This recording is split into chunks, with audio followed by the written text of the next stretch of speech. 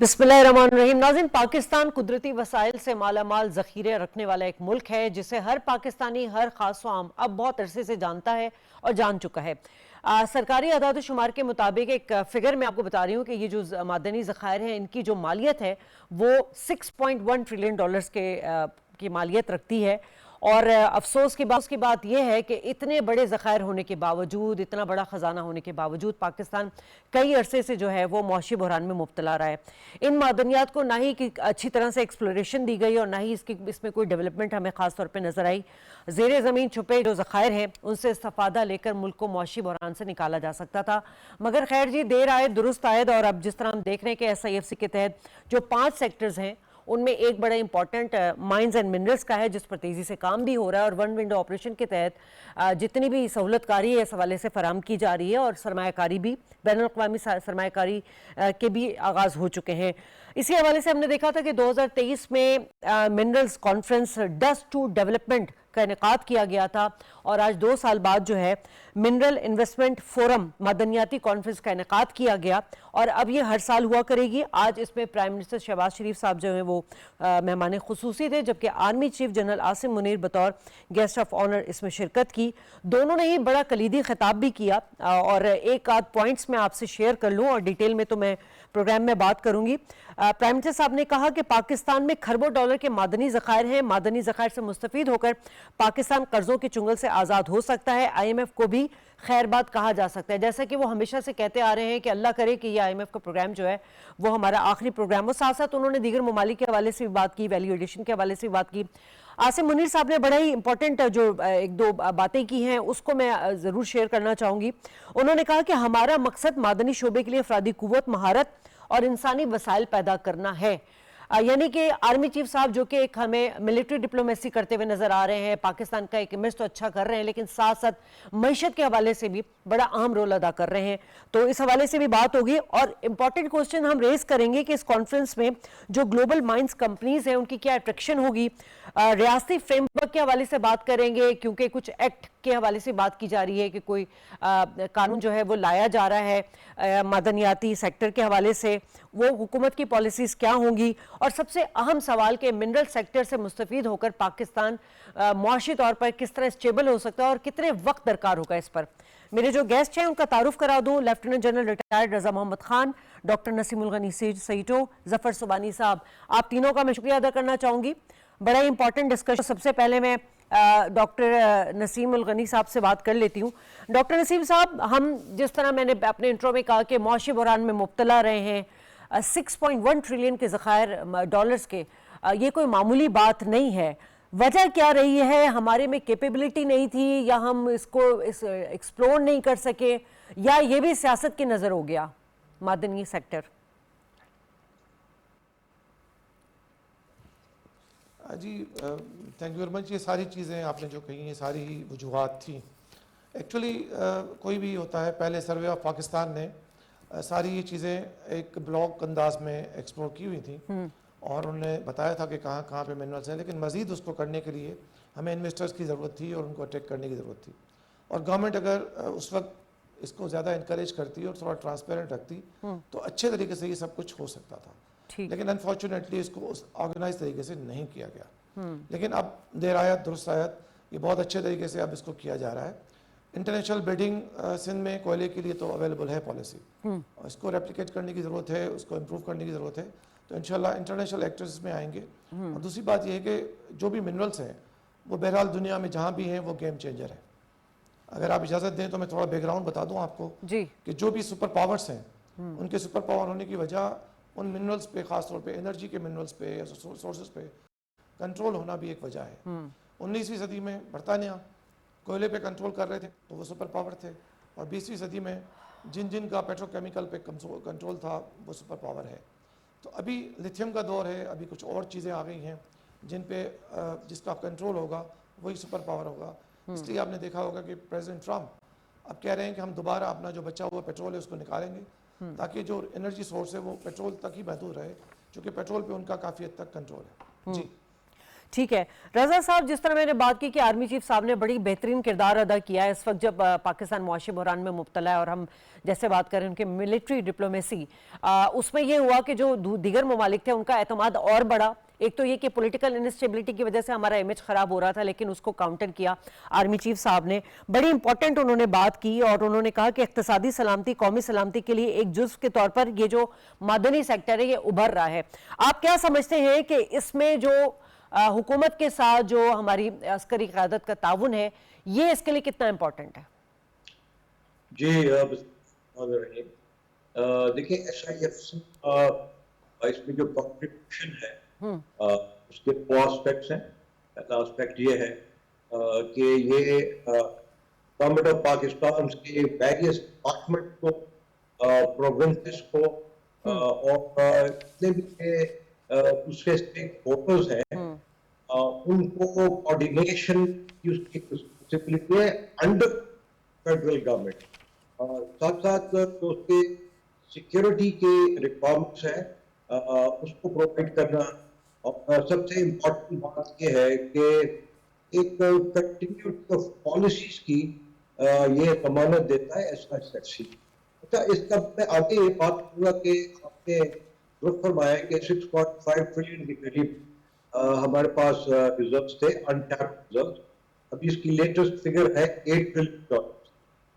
इसमें देखिए जो प्राइम मिनिस्टर ने कहा कि हम IMF को जो है उसके लोन से हम आजाद हो सकते हैं, तो चलो कि हमारा जो टोटल लोन है IMF, वर्ल्ड बैंक, चाइना, बाकी सारी दुनिया से वो $131 बिलियन है, जबकि सिर्फ ये रिकोडेक का जो प्रोजेक्ट है over a period of time इसकी टोटल वैल्यू है $250 बिलियन।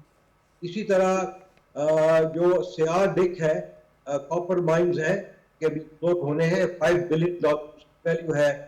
सैंडक का ऑलरेडी काम हो रहा है, तकरीबन $0.5 बिलियन है।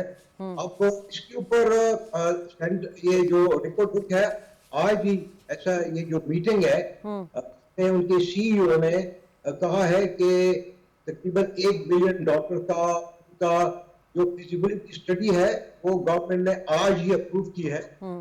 और साथ ही उन्होंने ये भी कहा है कि इंशाल्लाह बाय 2028 वहां से प्रोडक्शन शुरू हो जाएगी।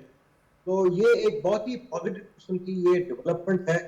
साथ साथ जो पाकिस्तान में तकरीबन तमाम प्रोविंसेस में तो रेयर अर्थ मिनरल्स है जिसकी बात ट्रम्प साहब कह रहे हैं कि वो यूक्रेन से लेना चाह रहे हैं या ग्रीनलैंड से या आर्टिक एरिया से, तो मैं समझता हूँ कि यहाँ पाकिस्तान में उसकी जो अवेलेबिलिटी है, चाहे वो अपस्ट्रीम हो, मिड स्ट्रीम हो या डाउन स्ट्रीम हो, ज्यादा प्रॉफिटेबल है। और पाकिस्तान और अभी जो 300 ममालिक के रिप्रेजेंटेटिव आए हैं जिसमें यूनाइटेड स्टेट्स की है, अगर पाकिस्तान के साथ मिलकर इस ऊपर कोशिश करते हैं तो ये सबके साथ एक विन विन सिचुएशन होगी और पाकिस्तान की इकोनॉमी और दूसरे ममालिक की इकोनॉमी के लिए भी ये एक बहुत बड़ी अपॉर्चुनिटी है। ठीक है, तो जफर साहब, ये आप अगर हम इसको देखें कि डस्ट टू डेवलपमेंट 2023, अब मिनरल्स इन्वेस्टमेंट फोरम 2025, इन दोनों कॉन्फ्रेंस का जो स्केल है वो कितना डिफरेंट है। दूसरा ये कि हमने पिछले जो कॉन्फ्रेंस हुई थी उसमें पब्लिक प्राइवेट पार्टनरशिप को देखा था कि उसकी हौसला अफजाई की गई थी। इस बार आप क्या देख रहे हैं कि इन्वेस्टमेंट के हवाले से इसका पर्टिकुलर इसका नाम दिया गया है, और हम देख रहे हैं कि जितने भी बैरूने दीगर ममालिक हैं उन सबका एक बहुत बड़ा इंटरेस्ट है, तो ये ग्लोबल माइंस कंपनीज के लिए कितनी बड़ी अट्रैक्शन है? आई थिंक मेरा ख्याल है सबसे पहले तो गवर्नमेंट को बहुत मुबारक हो कि इन्होंने इतनी अच्छी जो है कॉन्फ्रेंस ऑर्गेनाइज की है, जिसमें मेरा ख्याल है फॉर द फर्स्ट टाइम इतनी ज़्यादा इंटरनेशनल पार्टिसिपेशन हुआ है। स्पेशली US की पार्टिसिपेशन काफ़ी ज़्यादा इंटरेस्टिंग है आपका। आई थिंक कि पाकिस्तान के अंदर जिस तरह बताया गया है कि मिनरल जो है वो ऐसा एक एरिया है, बहुत सारे एरियाज को आइडेंटिफाई किए बट मिनरल को बड़ा स्पेसिफाई किया है कि इसमें बहुत ज़्यादा रूम है पाकिस्तान का मिनरल के जो है उसको एक्सप्लोर करने के लिए। अनफॉर्चुनेटली अगर हम सिर्फ एक कंट्री का मफाद देखें तो जो है वो इम्पोर्टेंट है कि यहाँ पे हम पॉलिटिकली अपना कोई वो ना देखे। जैसे मैं ये आपको एक कहूँ कि जब थर की जब बात हो रही थी 1994-95 की बात रही थी, बट somehow the other वो प्रोजेक्ट जो है वो आपका आगे नहीं बढ़ा। और अब 2000 तकरीबन हमने 15-20 साल हमने वेट किया, और जब जाके 2015-2016 के अंदर थर का कोल निकला, और अब जो है थर के कोल से अप्रोक्सीमेटली 3000 मेगावाट हम पावर प्रोड्यूस कर रहे हैं। हमें कोई इंपोर्ट नहीं करना पड़ता इंपोर्टेड कोल का। उसी तरह आपका रिकोडिक की बात है, रिकोडिक के अंदर भी इतना ज्यादा चैलेंजिंग आए, आपका कोर्ट में बात गई और वो कोर्ट के अंदर पाकिस्तान को ठीक ठाक पेनल्टीज भी पे करनी पड़ी।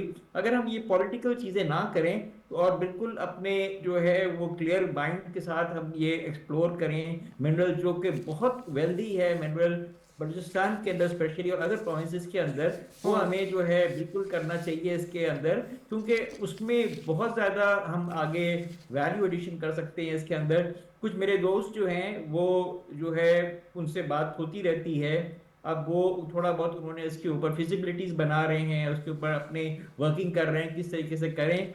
But important thing is that वहाँ के जो प्रोविंस है बलूचिस्तान के अंदर, अल्लाह करे वहाँ के जो है हालात कंडीसिव हो आपके इन्वेस्टमेंट करने के लिए। जब अनफॉर्चुनेटली इंसिडेंट्स होते हैं तो इन्वेस्टर जो है वो और ऑप्शंस देखता है, उस इंडस्ट्री में नहीं जाता जहाँ पे उसका रिस्क हाई हो जाता है।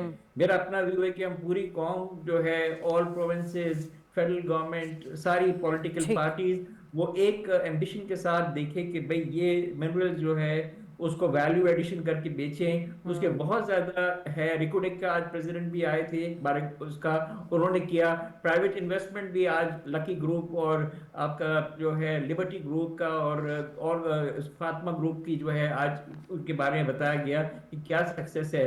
तो आई थिंक ये जो इंडस्ट्री के लोग भी हैं वो भी बहुत प्राइवेट इन्वेस्टमेंट की बात कर रहा हूँ, वो भी ठीक। इसको देख रहे हैं। एंड अगर अच्छी सक्सेसेस आती है तो ये एरिया है ऐसा कि हमारी एक्सपोर्ट के अंदर भी इजाफा होता है और वैल्यू एडिशन होता है।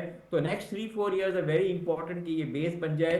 बट ठीक। अगेन एज आई सेड के पॉलिटिकली ठीक और है। जो है फीजिबल हालात हो लोगों की इन्वेस्टमेंट करने के लिए। ठीक है डॉक्टर साहब, अभी हम बात कर रहे हैं कि इस सेक्टर में, मिनरल सेक्टर में क्या कुछ करने की ज़रूरत है। अगर हम अपना पाकिस्तान का जो है जीडीपी के में इसके कंट्रीब्यूशन देखें तो 3.2 है, जबकि अगर दुनिया के साथ हमारी एक्सपोर्ट की बात की जाए, ट्रेड की बात की जाए तो 0.1% है, बहुत कम है, बहुत काम करने की ज़रूरत है।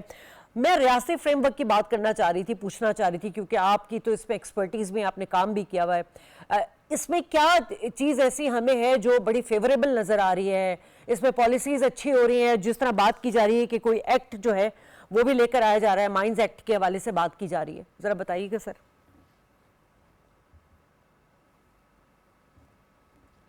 जी जी बिल्कुल। पहली तो आज जो बहुत ही अच्छी बात हुई, जो मुझे बहुत ही अच्छी लगी, वो थी कि एमओयू साइन हुआ है गिलगित बाल्टिस्तान के लिए सर्वे ऑफ पाकिस्तान का और चाइना गवर्नमेंट का। इस तरह से मुख्तलिफ के हमारी कुछ और ममालिक के साथ भी सर्वे ऑफ पाकिस्तान का हुआ है। तो पहला जो काम होता है वो सर्वे करना होता है, मैपिंग करना होता है कि ये मिनरल्स हैं कहाँ पे।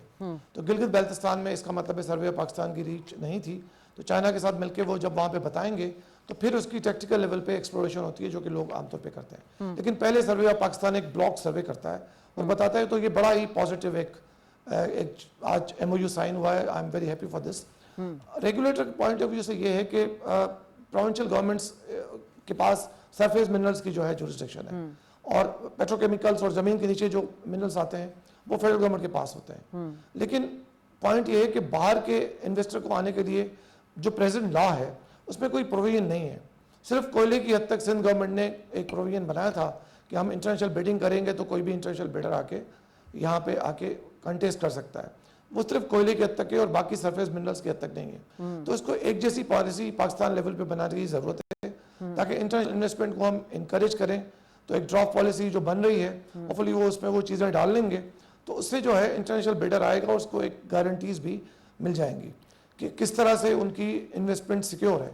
एक्चुअली एक्सप्लोरेशन जो होती है ना, वो सिर्फ खर्चे का काम है। उस पर आप पहले सिर्फ खर्चा करते हैं और जब कुछ निकलता है तो फिर आपको प्रॉफिट मिल रहा होता है, और उसमें तो वैल्यू कभी करके अगर आप कोई फौरन ही guarantees उसको ना हो एक्सपोर्ट एक्सचेंज नहीं की कर तरफ से, सकते तो कोई भी इन्वेस्टमेंट नहीं करेगा, कोई भी एक्सप्लोरेशन नहीं जी, करेगा। उसको फौरन भी तो अभी एक्सपोर्ट नहीं कर इंशाल्लाह सकते, वैल्यू politics एडिशन करनी है जरूरी और होती जी है। हाँ कर सकते हैं। जी डॉक्टर साहब, वैल्यू एडिशन के लिए मैं आपको गुजारिश करूं कि वैल्यू एडिशन हमारी बहुत ज़रूरत है, हर चीज़ में वैल्यूएशन की ज़रूरत है। खासतौर पे अभी कोयला हमारे पास बहुत ज़्यादा है, तो उसकी वैल्यूएशन ये है कि उसमें से आमतौर पे कोल गैस बन सकती है, गैसिफिकेशन ऑफ कोल, उस पर अभी हम काम करेंगे इंशाल्लाह। थोड़ा बहुत से गवर्नमेंट कर भी रही है काम, ठीक। तो उससे ये होगा कि आपका जो गैसिफिकेशन अगर होती है तो उससे आपका आर्टिफिशियल पेट्रोल भी बन सकता है, जिसको मेथनॉल कहते हैं। मीथेन भी बन सकती है, आर्टिफिशियल मीथेन जो कि घरों में इस्तेमाल होती है, और मेथनॉल जो कि पेट्रोल होता है वो भी गाड़ियों में इस्तेमाल हो सकता है। तो इतनी ज़्यादा वैल्यू एडिशन से चीज़ें हो सकती है और यहीं पे हो सकती है। जी ठीक है रजा साहब, आज ही बड़ी अच्छी खुशखबरी भी एक मिली हमें इसी फोरम पे कि जी चागी बलूचिस्तान में सोने और तांबे के ज़खायर की दरियाफ्त भी हुई है, और यकीनन तांबे में तो हम दूसरे नंबर पर हैं, और इस तरह से हम अगर बात करें दीगर जो हमारे मादनी ज़खायर हैं उस पर भी हम काफ़ी ऊपर आते हैं। सर सवाल यहाँ यही है कि जो बलूचिस्तान जहाँ पे बहुत ज़्यादा हमें नज़र आता है मादनी ज़खायर ज़ेर ज़मीन है, लेकिन अहम चीज़ जो आज आर्मी चीफ साहब ने कहा कि पाक फ़ौज अपने शराकतदारों और सरमायाकारों के मुफादात और एतमाद के तहफ़्फ़ुज़ के लिए एक मजबूत सिक्योरिटी फ्रेमवर्क, मैं रियासती फ्रेमवर्क की बात कर रही थी, लेकिन हमें इस एंगल पर जो सिक्योरिटी फ्रेमवर्क है उस पर भी बहुत काम करने की ज़रूरत है, और कर रही है हमारी फ़ौज पाकिस्तान सिक्योरिटी फोर्सेस कर रही है इस वक्त। जी देखें, बात यह है कि 18th अमेंडमेंट के बाद जो मिनरल्स की जो पोजेशन है वो प्रोविंसेस के पास है, और इसमें जो शराकतदार है वो फेडरल गवर्नमेंट है to certain extent. For instance रिपोडिक में वो कोई तकरीबन 40 to 45% की शराकतदार है, जिसमें OGTCL शामिल है, PPL शामिल है और GHPL शामिल है। इसी तरह बाकी प्रोविंसेस में, क्योंकि हमारे प्रोविंसेस के अनफॉर्चुनेटली माइनिंग की जो डेवलपमेंट है उनकी कैपेसिटी नहीं है। वो सिविलियन लोगों को वो जमीन जो है ना वो लीज कर लेते हैं, वो फिर उसमें इसमें रजा साहब इसको भी ऐड कर लीजिएगा। आर्मी चीफ साहब ने कहा है कि ये जो मादनियात है इनको एक्सप्लोर करने के लिए जो कैपेबिलिटी है उसमें हमें ट्रेनिंग देने की ज़रूरत है। इंजीनियर्स हो गए, जियोलॉजिस्ट हो गए, ऑपरेटर्स हो गए, बहुत से माहिर कारकुन भी हैं इसमें। ये भी इतला सामने आ रही है कि उनको अर्जेंटीना और ज़म्बिया भेजा भी जाएगा ट्रेनिंग के लिए। या बिल्कुल, देखिए ये तो एक तो प्रोसेस है जो कि एसेंशियल है। ये बैरक गोल्ड तो ऑलरेडी इनको ट्रेन करना शुरू कर दिया है। साथ साथ मैं आपको बताता चलूं कि OGTCL और मारी एनर्जीज ऐसी ऑयल एंड गैस कंपनीज हैं जिनके तकरीबन तमाम प्रोविंसेस में ये उन्होंने एक एडिशनल जॉब दे लिया है प्रोविंसेस के साथ कोऑर्डिनेशन में कि वो वहां पे मिनरल्स की एक्सप्लोरेशन करेंगे। अभी इन कंपनीज के पास ट्रेन्ड मैन पावर और इक्विपमेंट अवेलेबल है, जियोलॉजिकल सर्वे का भी, सिस्मिक सर्वे का भी, और उसके बाद माइंस को निकालने का भी, इसको उनको ढूंढना, साफ करना, रिफाइन करना, ये सब उनको आता है जी। लिहाजा अब मेरे ख्याल में ये उसके साथ अगर आप कंबाइन करें या हमारे पाकिस्तान के अगर बाहर कोई इंजीनियर्स हैं जो कि ऑलरेडी इसमें क्वालिफाइड हैं, उनको भी मेरे ख्याल में एक इंसेंटिव है कि यहाँ पे आए और यहाँ पे वो अपना एम्प्लॉयमेंट करें। अच्छा, साथ साथ आपने ये बात की कि देखिए इसमें मैं समझता हूँ कि जो गवर्नमेंट का फोकस है अभी ये गोल्ड और जो तांबा है उसके अलावा, सर कोयले में हम दूसरे नंबर पर हैं, तांबे में हम 7वें नंबर पर हैं, सोना चांदी बहुत सारे अभी हमें ज़खायर मौजूद हैं। देखिए ना, बात यह है कि अब जब बात करते हैं रेयर अर्थ मिनरल्स की तो लिथियम की मैं बात करूंगा, और लिथियम अवेलेबल है इन अबंडेंस इन पाकिस्तान, जिससे ये जो इलेक्ट्रिक कार्स की बैटरियां बनती हैं, सोलर की बैटरियां बनती हैं, और देखिए आप चाइना उसमें वर्ल्ड लीडर है, और अगर हमारे पास है तो मेरे ख्याल में इसकी तरफ भी अब एक ऐसा माहौल पैदा हो गया है कि उसकी प्रोडक्शन के ऊपर की फोकस जाएगा। केवड़ा सॉल्ट में आप देखिए दुनिया का सबसे बड़ा पिंक सॉल्ट का आपके पास माइंड है, लेकिन वो वहां पे उसकी वैल्यू एडिशन नहीं होती। पिंक सॉल्ट जहां से वो इंडिया जाता है जी, और अपनी स्टैंपिंग करके वो दुनिया भर में एक्सपोर्ट कर रहा है। एग्जैक्टली, हाँ। तो उसको देखने की जरूरत है। सिक्योरिटी की जो कॉस्ट है वो आई एम श्योर कि वो इस प्रोजेक्ट का जो टोटल कॉस्ट है उसमें बिल्ट हो गई होगी। सर सबसे इंपॉर्टेंट ये कि ग्रीन एनर्जी जिसकी भी बड़ी जरूरत है, उसमें जो मादनियात मिनरल्स हैं वो पाकिस्तान में दरियाफ्त किए जा सकते हैं, उनके ज़खायर भी मौजूद हैं। जफर साहब, जिस तरह हम देख रहे हैं कि इस वक्त काम तो शुरू हो गया है। अभी मैंने पहले भी कहा कि बहुत कुछ करना बाकी है, फौरन हमें इसका रिजल्ट नहीं मिलेगा क्योंकि माइनिंग में जल्दबाजी नहीं होती है, एक स्ट्रक्चरल तरीका होता है, उसके बाद जो इसको वैल्यूएट करके जो है इसको एक्सपोर्ट किया जाता है, टेक्स टाइम। लेकिन सबसे अच्छी बात यह है कि हम, जो कि प्राइम मिनिस्टर साहब ने कही कि हम $1 अरब के लिए हम IMF से कर्ज लेते हैं या $7 अरब का हम बेल आउट पैकेज के ऊपर पे बात करते हैं। हमारी एक एक माइन जो है वो $5 से $6 बिलियन जो है वो एक्सपोर्ट कर सकती है, लेकिन इनमें टाइम लगेगा। कितना वक्त दरकार होगा सर? आई थिंक दैट ये एक बहुत लंबा प्रोसेस है, और जो है टाइम फ्रेम जो है, अगर हम आज से बात करें तो जो मैं लोगों से बात करता हूँ कि एक इनिशियल आपके आने के लिए, इन्फ्लोज आने के लिए, एक्सपोर्ट के लिए कम से कम भी जो है ना 5 साल दरकार है। अगर हम आज काम करें और डेवलप करें, कौन सी इंडस्ट्री डिपेंड करता है, उसमें बहुत टाइम लगता है आपका। It is a pain thing. फिर हम वैल्यू एडिशन करते हैं, वैल्यू एडिशन के अंदर एडिशनल फैसिलिटीज देनी पड़ती है, एडिशनल इन्वेस्टमेंट करनी पड़ती है, बाहर के लोग आते हैं। लेकिन जो इस वक्त जो चीजें जो है बड़ी हमवार जैसी है, एक स्टेबिलिटी का आपने देखा है कि पाकिस्तानी करेंसी लास्ट 2 साल से स्टेबलाइज प्राइस पे, वरना इतनी ज्यादा जंप करती है, 25-30% प्राइस पाकिस्तानी करेंसी वो करती है। प्लस अगर इन्फ्लेशन का भी देखें तो ये सारी चीजें जो हैं वो एक स्टेबिलिटी की तरफ है। अभी हमारे पास चैलेंज जीडीपी का है कि जीडीपी हमारी अभी बहुत ज्यादा इस वक्त चैलेंज में है कि हम इस साल 3% जो है, होपफुली वो भी बड़ा टफ है कि 3% हम कर लें, बिकॉज हमारी एग्रीकल्चर की जो है ग्रोथ बहुत कम है। बट आई थिंक दैट हमें जो है ना, जो अब हम एक और चीज भी जो हो रही है कि हम रेमिटेंसेस हमारी बहुत अच्छी हो रही है। फाइन, रेमिटेंसेस अच्छी हैं, बट अगेन रेमिटेंसेस का भी एक लिमिट है, रेमिटेंसेस उसके बाद नहीं बढ़ सकती है। हमारी जो एक्सपोर्ट है, जो 60% टेक्सटाइल का है, वो हम बस 33-34 के बराबर भी बड़ी मुश्किल से आएंगे। और इसके अंदर जो मिनरल का पार्ट है, आईटी का पार्ट है, वो बड़ा इंपॉर्टेंट है कि हम इस पोजीशन में हो कि कंट्री 10 साल का प्लान हो कि हम 10 साल के अंदर 7-8 साल में 50 को क्रॉस करें, 75 को क्रॉस करें, 100 को क्रॉस करें। उसी तरीके से हम डेवलप कर सकते हैं, क्योंकि जब भी इकोनॉमी इंप्रूव कर रही होती है तो जो है पाकिस्तान के अंदर फॉरेन करेंसी का शॉर्टेज हो जाता है, बिकॉज इकोनॉमी बढ़ती है, जीडीपी बढ़ती है, तो चीजें बनाते हैं, उसके लिए इंपोर्टेड होता है। तो ये जो मिनरल वाला जो है, एक आपका जो है आईटी के एरिया है आपका, और एक्वा भी अंदर भी जो है, वो 3 चीजें हैं कि जो एक्वा के अंदर भी बहुत है। तो आई थिंक आज काम करेंगे तो बेनिफिट तकरीबन नेक्स्ट 4-5 इयर्स में आएगा।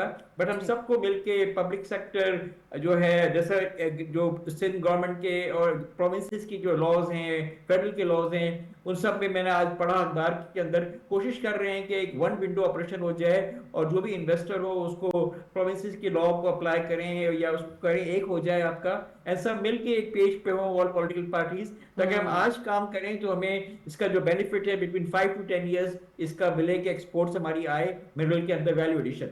ठीक है डॉक्टर साहब, रेकोडेक प्रोजेक्ट के हवाले से जो कि बहाल हुआ और बड़े एक पॉजिटिव उसमें से एक चीज़ें हमें नज़र आ रही हैं, सऊदी अरब की तरफ से भी $1 अरब की जो सरमायाकारी है मुतवक्के है। आज 300 के करीब जो है मंदूबीन शामिल थे, और जिस तरह हमने पहले भी बात की कि 14 मुफाहमती याददाश्तों और मुआहदों का तबादला भी हुआ है। कितनी सरमायाकारी के इम्कानात हैं इसमें?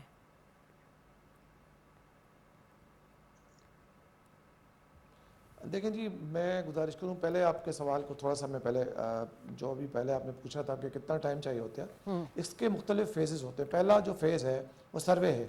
जहाँ जहाँ पे पाकिस्तान में सर्वे नहीं हुआ, पहले वो सर्वे होगा। जैसे गिलगित बाल्टिस्तान में भी सर्वे के लिए उन्होंने MOU साइन किया।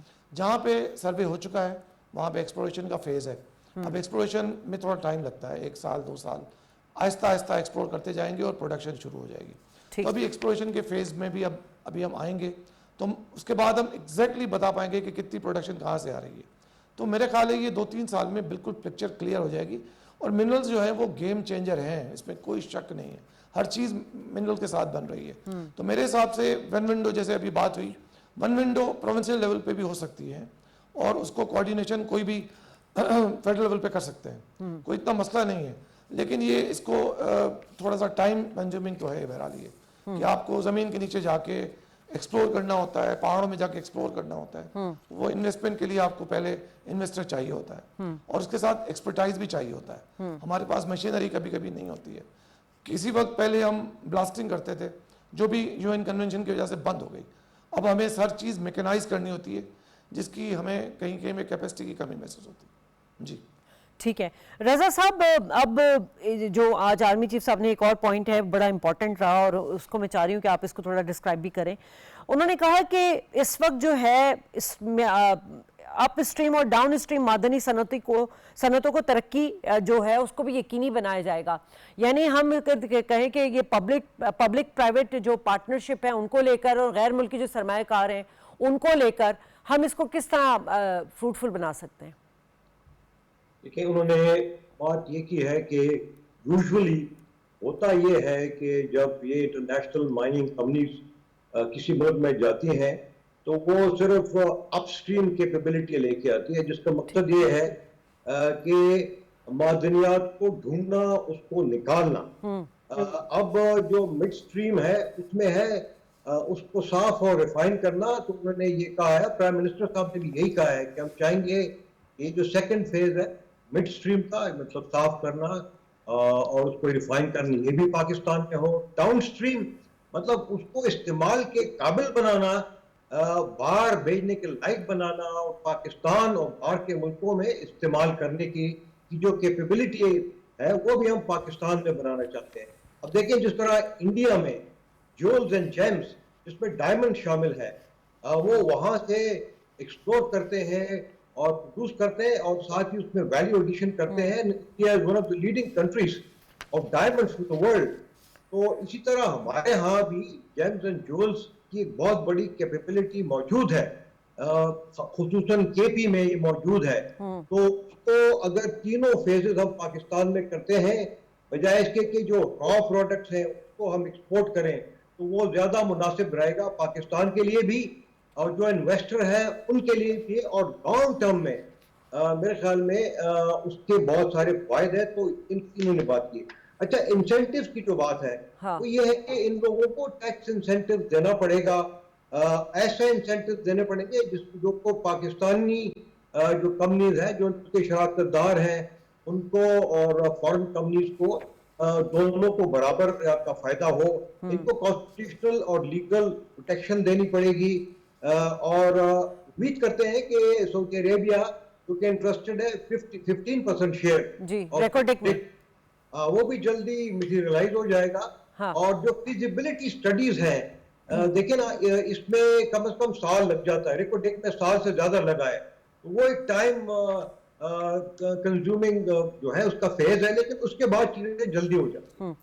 रजा साहब, इसका भी जवाब दे दीजिएगा जो उन्होंने आज बात की है और जो बलूची अवाम है हमारे बलूचिस्तान के, उनका शुक्रिया अदा भी किया है ताउन का और खुशखबरी भी दी है कि अगर आपका ताउन जारी रहा तो यकीनन जल्दी हम ये जो मादनी ज़खायर है इससे पाकिस्तान के मुआशी मसाइल हल भी किए जा सकते हैं, कर्ज़ों से भी निजात दिलाई जा सकती है। उनको किस तरह इंगेज किया जा सकता है, मतलब अफरादी कुव्वत के हवाले से क्या प्लानिंग्स हो सकती हैं?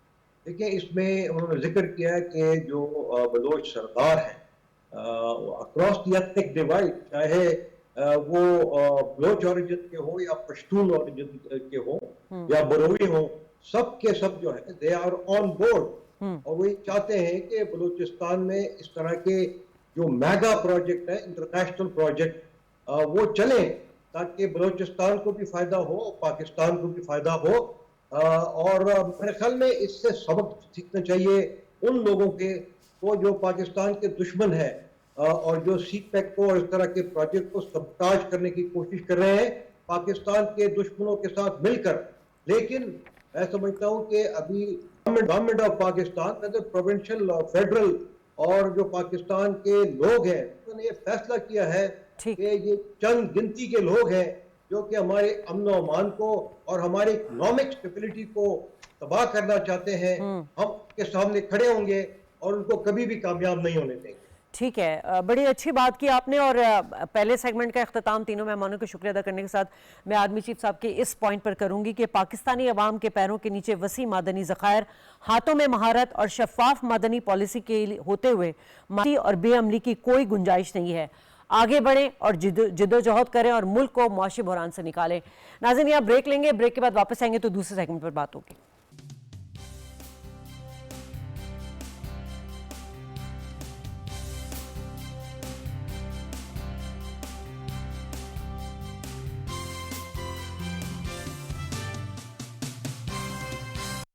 तुम्हारे चेहरे की पसमानदगी बताती है कि तुम इस इलाके से नहीं हो। इस साफ जाहिर है चौधरी फलक शेर बिफर गया होगा, अब नहीं छोड़ेगा उसको।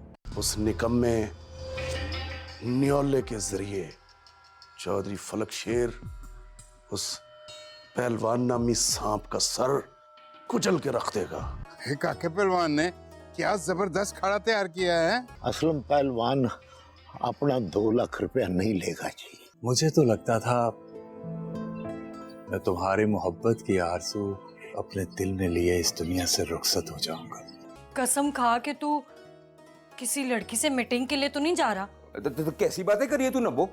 मोहब्बत हो गई है मुझे तुमसे। असलम का गाँव।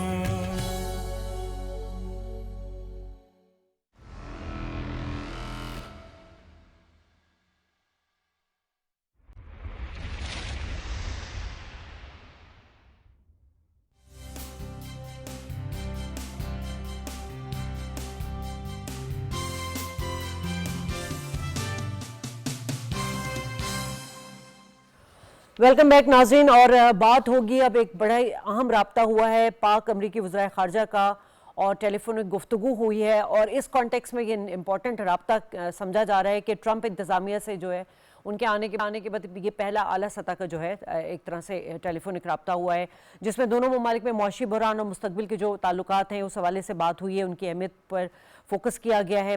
अमरीकी वज़ीर ख़ारजा ने जो टेररिज्म के ख़िलाफ़ पाकिस्तान की जो कंट्रीब्यूशन है, जो काविशें हैं, उसको सराहा है, एतराफ़ किया उसका। और साथ साथ बहुत ही इंपॉर्टेंट जो चीज़ जो मामला है वो है अफ़गानिस्तान में अमरीकी असले से मुतालिक उसको हल करने पर भी इत्तफ़ाक़ हुआ। इसी पर डिबेट होगी। मेरे साथ पहले से ही मौजूद है लेफ्टिनेंट जनरल रिटायर्ड रज़ा मोहम्मद खान साहब और शाहिद कियानी साबिक सफ़ीर ने मुझे भी ज्वाइन किया है।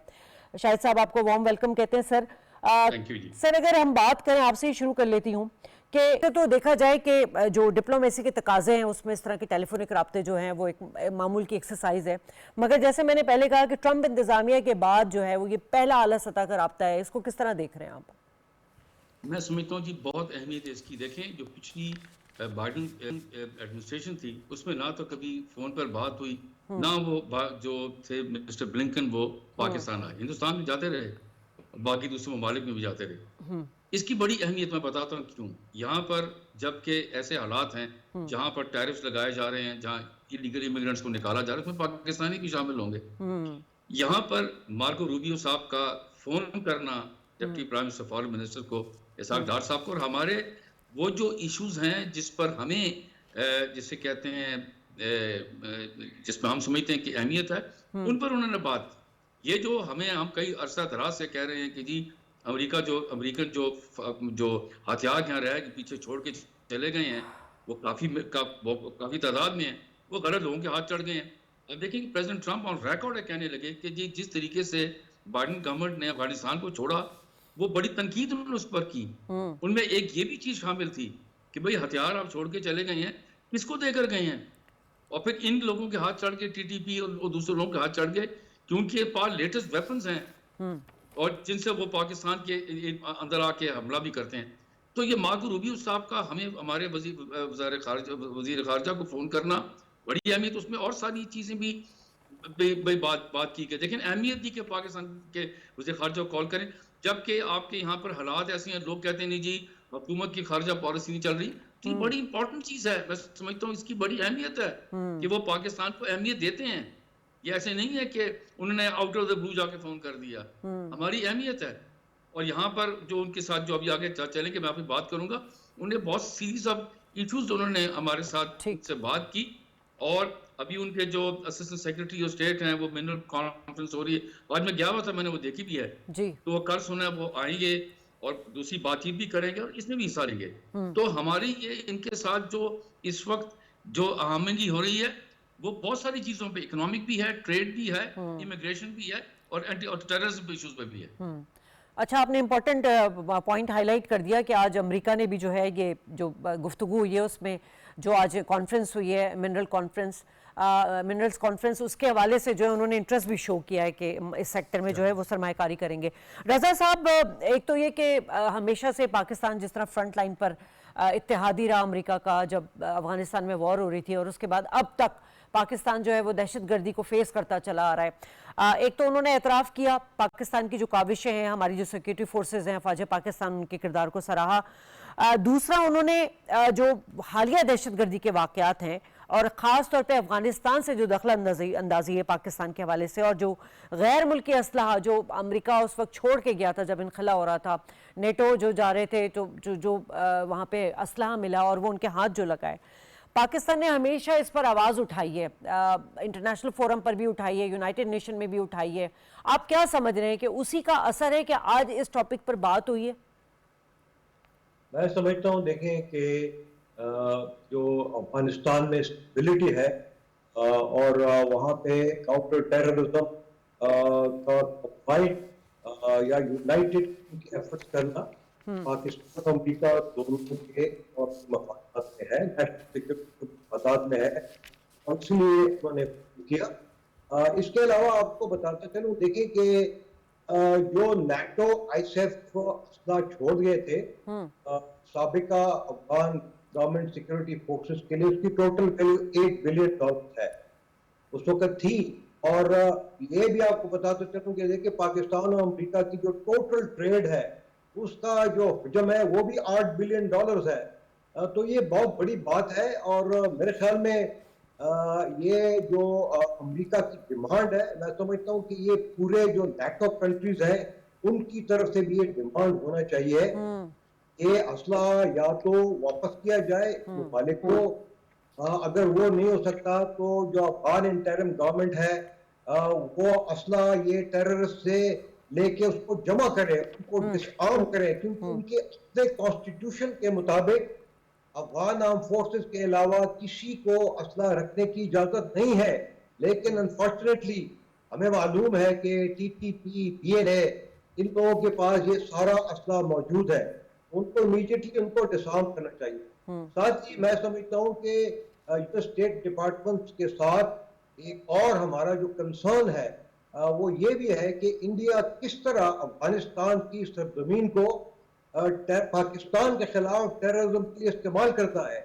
हम समझते हैं कि इंडिया को, यूनाइटेड स्टेट्स को अपना रसूख इस्तेमाल करना चाहिए और इंडिया को समझाना चाहिए कि वो अगर अपनी ये पॉलिसी चेंज नहीं करेगा तो पूरे इलाके में बदअमनी होगी, और उसमें ना सिर्फ अमेरिका और पाकिस्तान बल्कि इंडिया के खुद अपनी सिक्योरिटी भी मुतासर होगी। ठीक है, तो ये तमाम चीजें हैं, मेरे ख्याल में इसके ऊपर बातचीत होना बहुत जरूरी है दोनों ममालिक के लिए। जहाँ तक टैरिफ का ताल्लुक है, जिस तरह देखिए ना, अभी आज ही जो EU कंट्रीज हैं उन्होंने अमेरिका को बताया कि ठीक है, एक उसका सोल्यूशन ये है कि जीरो टैरिफ हम दोनों एक दूसरे लिए कर लेते हैं। और तो यहाँ पाकिस्तान और अमेरिका के दरमियान भी वो फार्मूला चलता है तो वो भी मेरे ख्याल में दोनों के लिए एक विन विन सिचुएशन होगी और उसके ऊपर बातचीत होनी चाहिए। ठीक है, तो शाहिद साहब, 12 आवाज उठाई पाकिस्तान ने, हालिया दहशतगर्दी के वाज़ेह सबूत मिले कि वहाँ पर जो